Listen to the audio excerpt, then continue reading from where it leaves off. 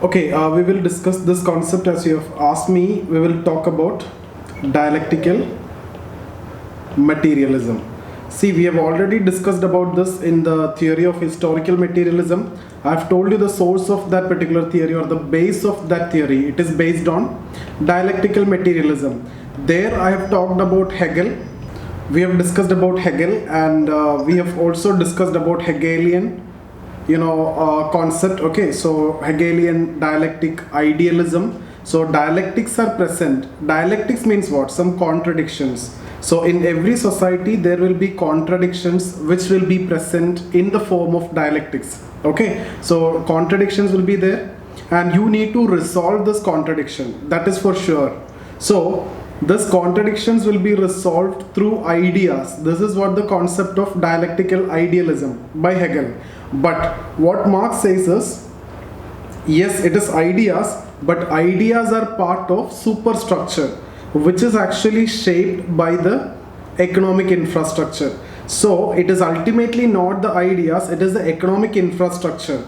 That means it is the material conditions which is the reason for change. So he proposed the concept of dialectical materialism. It is not dialectical idealism, it is dialectical materialism. The ideas are generated because of the material condition, change in material conditions. Now if you see the three main element of this concept, dialectical materialism, if the question is asked, you can talk from the perspective of Friedrich Engels. Okay, Friedrich Engels actually formulated this dialectical materialism concept through the Marxian writings. So there are 3 points you need to write here. First of all, there should be some antagonistic cooperation. Okay, so there will be cooperation, that means there will be unity among some section, but at the same time this is conflicting in nature, antagonistic in nature. For example, you can see master slaves, you will see lords and serfs, you will see capitalists and workers. They cooperate, that means there is a unity, but at the same time there is a conflict. So this is one thing, unity of opposites and also the conflict. Second is there will be something called as negation. We will discuss about this. Negation means overcoming of the old through new. So some contradictions here, this will be overcoming through new. For example, the ancient mode of production, contradictions are there. Negation of ancient mode of production is what? Feudal mode of production. So the problems in ancient mode of production is coming to overcoming, right? And then another negation is what you can see, capitalist mode of production. So you will see the negation. So I can say feudal mode of production is the negation of ancient mode of production, whereas this capitalist mode of production is the negation of negation. Second time is also happening. Then one more element in the dialectical materialism that you can discuss is, see, all these are from the Marxian writings only. I am not talking anything new here. One more element that you can write is change from quantity to quality. Okay, quantitative change to qualitative change. So initially there will be gradual quantitative changes. When we talk about quantitative changes, what we are actually discussing about? We are actually talking about the changes in the material condition or the changes in the forces of production, the tools, okay, techniques, etc., the FOP.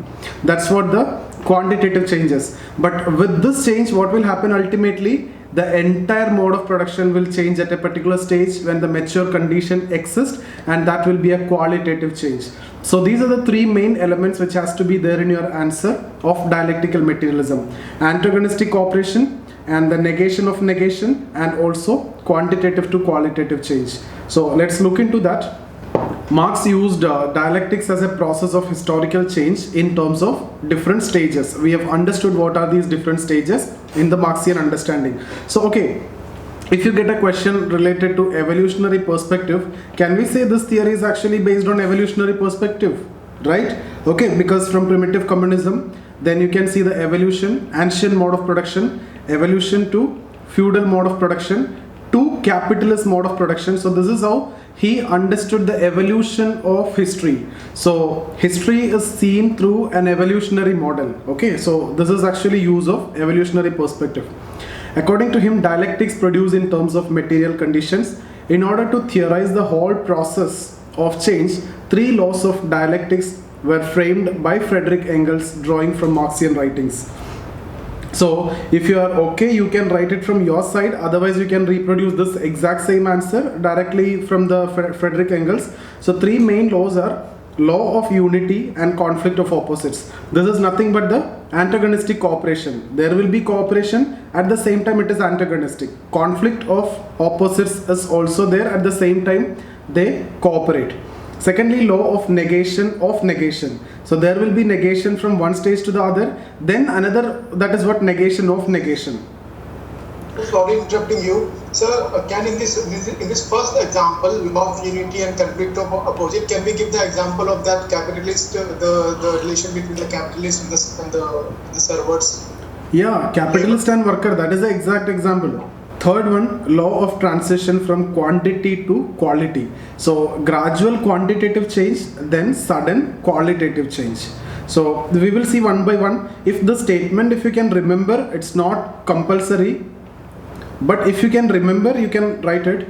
There are internal sides, tendencies, forces of object or phenomena which are mutually exclusive but at the same time presuppose each other. So even though it is exclusive, like capitalist and workers, they are mutually exclusive, their interests are entirely contradictory, but they presuppose each other because both of them are required for the benefit of both of them.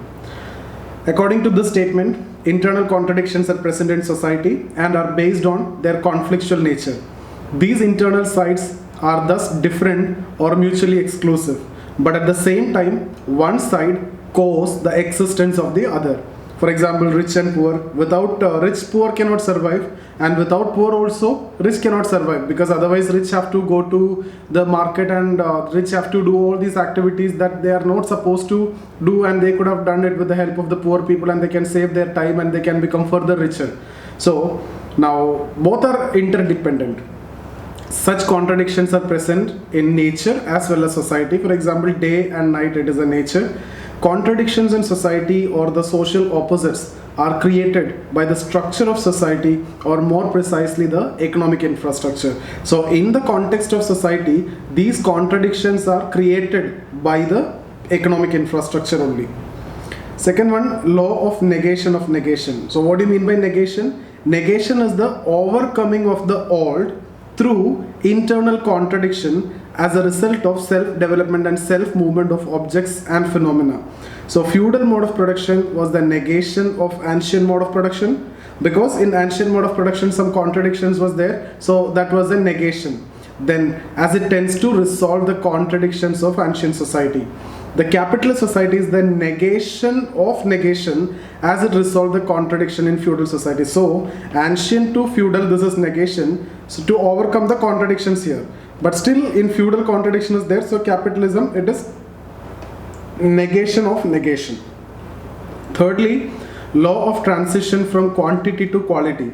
The process of change is not simple or gradual, but it is a product of quantitative advances. That means over a period of time, tools, techniques, that means the forces of production keep on improving, which result in abstract qualitative change. So quantitative change is gradual and the qualitative change is abstract and sudden. That means entire mode of production will change, but quantitative, it will happen within the mode of production only. Okay, in capitalism, for example, the machines, tools and techniques are improving. That is quantitative advancements.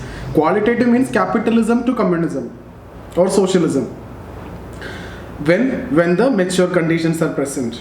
Okay, so quantitative change relate to the gradual change in forces and relations of production which occurs during a particular mode of production. That means within the mode of production. These changes occur both in material and non-material forces, but Marx give primacy to the material factors. That means economic infrastructure. Qualitative change represent the change of mode of production which occurs through revolution when the mature conditions exist. So that's about dialectical materialism. In case if you get a question on dialectical materialism, this is what you need to write. So, and if it is related to Hegelian idealism, if you need to write it as a criticism, discuss the concept of dialectical idealism also and write as a criticism. Okay, so that we have already